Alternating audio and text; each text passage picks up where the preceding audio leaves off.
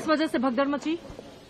जो बेसिकली एक टाइम पे ट्रेन का डिले, कुछ तो ट्रेन डिले हो गई थी और उसके अलावा कुछ एक्स्ट्रा टिकट्स थी जो कि लोगों ने उस टाइम पे परचेज करी थी प्रयागराज के लिए, जहां और स्टेशन के लिए। वो सारा क्राउड इन कुछ प्लेटफॉर्म्स पे ज्यादा इकट्ठा हो गया, उसमें थोड़ी भगदड़। क्या क्राउड का अंदाजा नहीं लगा पाए सर आप लोग? क्राउड का अंदाजा नहीं लगा पाए थे? नहीं, क्राउड का अंदाजा हम लोगों ने लगाया था और सिचुएशन में बता रहा हूँ, जो पूरा time fraction of the time जिसमें 10 मिनट में हुआ, उसमें ज्यादा लोगों का आना, उसके अलावा 2 ट्रेन का डिले होना। बाकी ये मैटर जो है एग्जैक्टली जो फैक्ट फाइंडिंग है वो रेलवे की तरफ से फैक्ट फाइंडिंग होगी।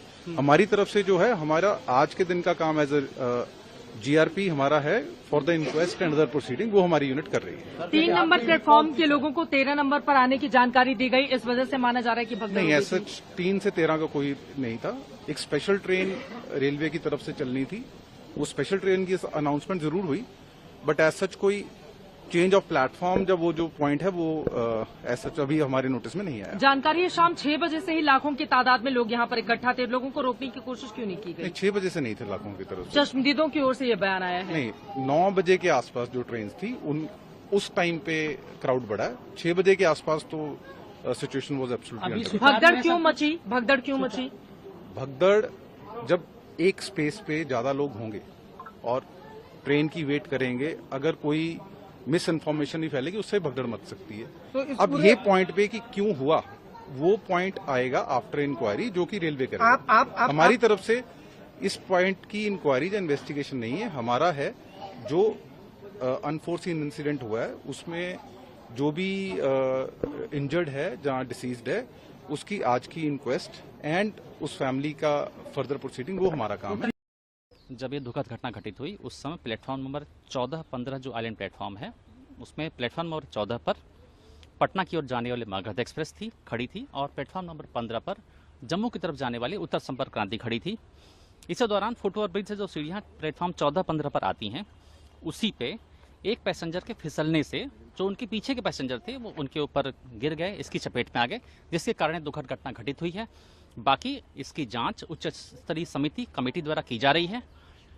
इस दौरान मैं इतना फिर से बताना चाहूंगा, कोई ट्रेन ना तो कैंसिल की गई थी और ना किसी ट्रेन का प्लेटफॉर्म बदला गया था। मैं फिर से कह रहा हूं, ना कोई ट्रेन कैंसिल की गई थी और ना ही किसी ट्रेन का प्लेटफॉर्म बदला गया था। तभी ये कल 15 फरवरी की शाम को, रात को ये दुखद घटना नई दिल्ली रेलवे स्टेशन पर हुई।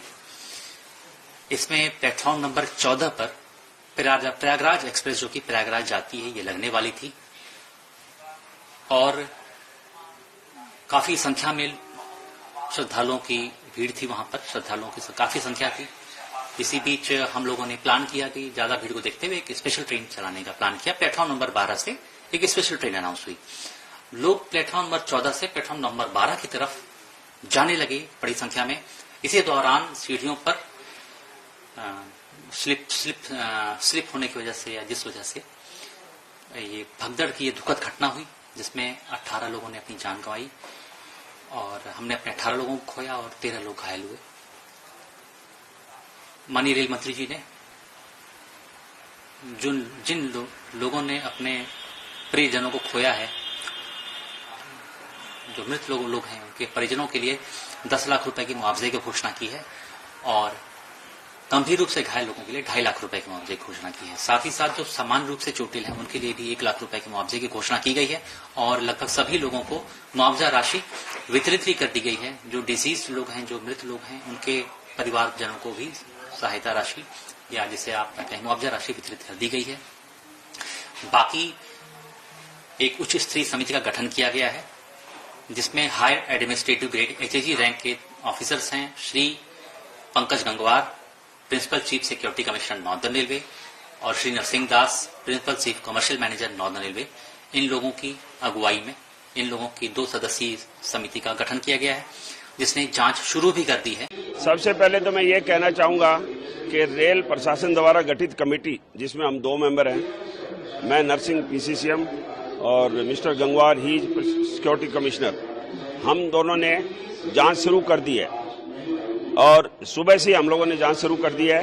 सारे के सारे साक्ष्यों को हम लोग समझने की कोशिश कर रहे हैं। CCTV फुटेज हम लोगों ने देखा है, CCTV फुटेज को हम लोगों ने स्कोर किया है अपनी कस्टडी में लिया है। दूसरी ये चीज है कि ये साइट भी हम लोगों ने देखा है कि क्या परिस्थिति रही होगी उस समय, और अच्छे से इसको देख के सारी चीजों को समझेंगे, विटनेस को बुलाएंगे, उनकी स्टेटमेंट भी लेंगे, तो हर तरह के साक्ष्यों का एग्जामिनेशन करके और एक अच्छी जांच रिपोर्ट तैयार की जाएगी और प्रशासन के समक्ष प्रस्तुत की जाएगी। हमारा ये हमेशा प्रयास रहेगा कि रेलवे की सुविधाएं सुरक्षित हो और अच्छी बनी रहे।